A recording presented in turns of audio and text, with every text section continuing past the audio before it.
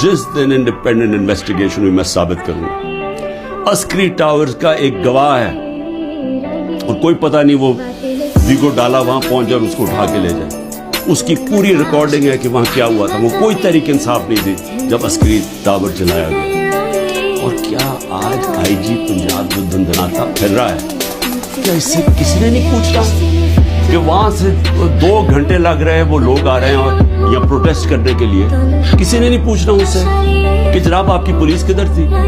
सारी जगह तो टेयर गैस कर रहे थे, सारी जगह तो खड़ी थी, इधर क्यों नहीं गई?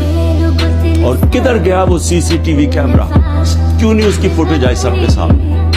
क्यों नहीं इंडिपेंडेंट इंक्वायरी हुई? कोर कमांडर घर की साजिश थी और इंशाल्लाह ये साजिश आएगी सामने जब हमारा मौकफ सुना जाएगा।